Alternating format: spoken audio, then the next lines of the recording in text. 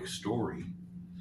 I have a friend up in North Pole who has just a great wife. Great wife has a beautiful daughter. Beautiful daughter has wonderful grandchildren that all live in Louisiana, where it's prone to hurricanes. And when lovely wife can't get a hold of beautiful daughter and wonderful grandkids, she freaks out, and they lose communication quite a bit. So I work with my friend up there in Fairbanks. He goes over to another guy, KL1PJ, Kevin Tennant. He owns a glass doctor shop. So he sits down and drafts a message on this form to his daughter and grandchildren, and he sends it to me, and then I send it prearranged to a ham that's in Louisiana over HF, and then he sends it to another ham on VHF, who says, great. He gets in his rowboat, rows over to their house, and says, is everybody here okay? And they said, yep, we're doing just fine. As a matter of fact, we still have power, we just don't have phones. He gets back in his rowboat, comes back, and the whole message goes all the way back to North Pole, never having touched the internet. And she gets confirmation. Whatever she replied is exactly what he gets back in the end. And it's a neat system. They use it all the time for emergency service, but we use it just to, for basically a care and comfort update, making sure that it all works. A lot of it makes more sense if you can prearrange, we told the daughter to look for a ham in the area that had this capability. And so she contacted the local ham radio club, and 20 or 30 people raised their hand. And so she just sent us a list of people that we could contact on her behalf. And it worked really well. As a matter of fact, I think they've got another hurricane blasting in tonight, or in the next day or so down in Louisiana. So I may be getting another message here later this evening. It's hard to say.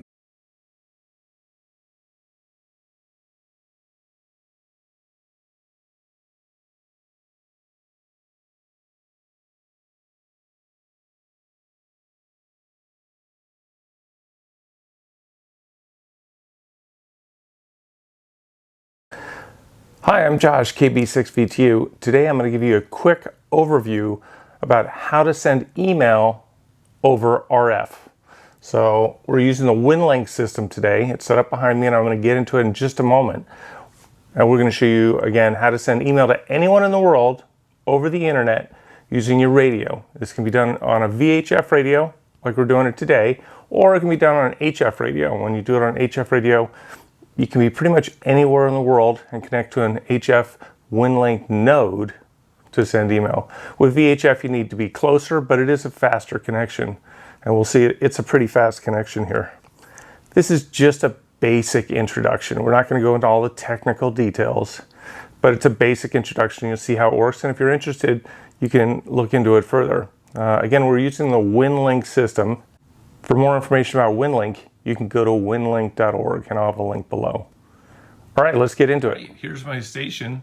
It's been configured different ways. Sometimes it's configured for HF, sometimes it's configured for VHF. Today it's VHF packet. So here we have main computers, just an older laptop, probably about 8 years old. Not a very powerful laptop. It's running WinLink. And WinLink can work with HF radios, and it can work with VHF radios. Today it's specifically set up to work with VHF, and I'll come to that in just a second. Then there's a second monitor up here. I can have a web browser up there or whatever, but they're both connected to the same computer. And over here, this is where all the magic happens. Here on the bottom, we have a switching power supply. I believe this is a 25 amp Astron switching power supply. I like this one because it shows you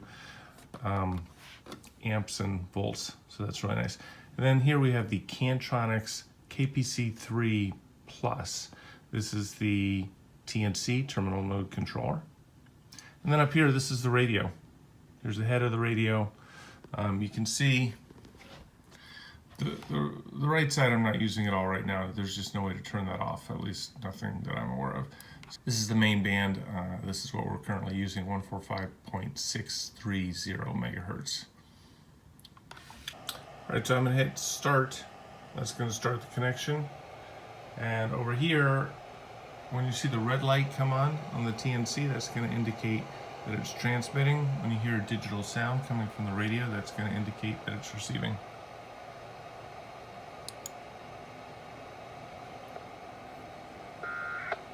There's kind of a handshake protocol that goes on.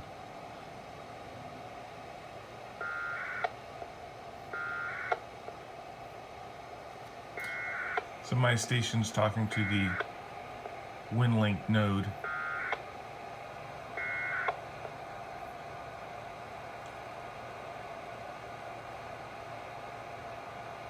There are no messages for me, so it's just going to disconnect.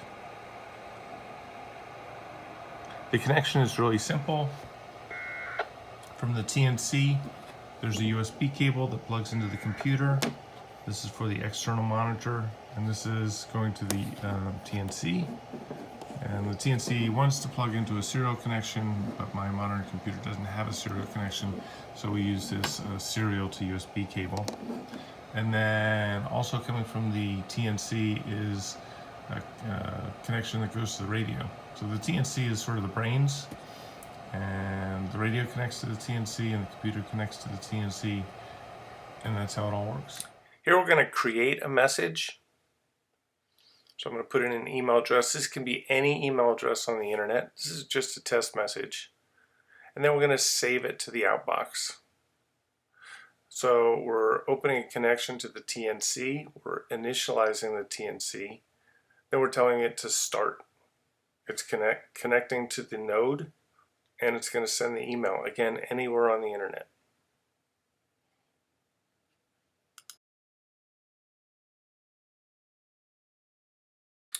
Once it's done sending the email, it disconnects from the WinLink node, and then it'll just ID before turning off the radio and stopping transmit. That was sending an email. Now we're going to look at receiving an email. We connect to and initialize the TNC. We tell it to start. It's going to connect to the WinLink node. It's going to ask if we want to download the 3 messages that we have waiting for us. We're going to say yes because we have a fast connection. If we had a slow connection, we might not want to download bigger emails, or we might not want to download 3 at a time. The green bar at the top shows the progress. It's going to disconnect. We'll close the window, and then let's go ahead and take a look at one of the emails we received. For more information about WinLink, go to winlink.org. If you found this video informative, please like and subscribe. Have a great day.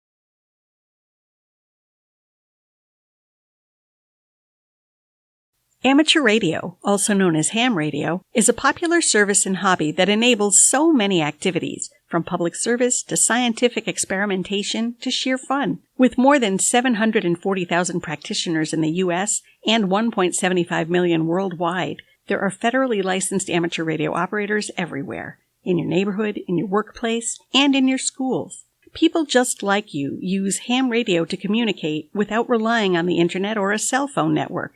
And it can go wherever you go. You can hike a trail, climb a mountain, or paddle a river, and take your radio with you. Ham radio even reaches as far as outer space. Ham radio operators can talk to astronauts aboard the International Space Station, talk to other operators through satellites orbiting Earth, and even bounce their radio signals off the moon and back. The amateur radio service is a valued element of neighborhoods and municipalities across the U.S. In times of disaster, when regular communications channels fail, The amateur radio service works with public service agencies such as FEMA, the American Red Cross, and the Salvation Army to assist emergency communications efforts. Amateurs can also use their radios to volunteer within their communities, providing communications for events like county fairs, parades, and road races. Although people get involved with amateur radio for many reasons, they all pass a test to earn the Federal Communications Commission license that shows they have a basic knowledge of the principles of electricity, radio technology, and operating rules. This knowledge has practical everyday applications that educators have used to teach science, technology, engineering, and math concepts. Lots of hams got into the hobby as kids and followed their interest in radio to exciting careers as astronauts, engineers, pilots, and more. The ham radio frequencies begin just above the AM broadcast band and extend into extremely high microwave frequencies. Ham radio operators use these frequencies to communicate with each other using microphones, Morse code, and even by interfacing a radio with a computer or tablet to send data, text, or images. Some compete in contests, trying to make the most radio contacts within a certain time frame. Amateur radio has been around for over 100 years, and the technology behind it continues to evolve and advance today. Operators are always finding new ways to explore amateur radio, experimenting with digital applications of this technology through things like coding, mobile apps, and drones. To learn more about the endless possibilities of amateur radio, where the technology is headed, and how you can get involved, visit ARRL, the National Association for Amateur Radio, at www.arrl.org.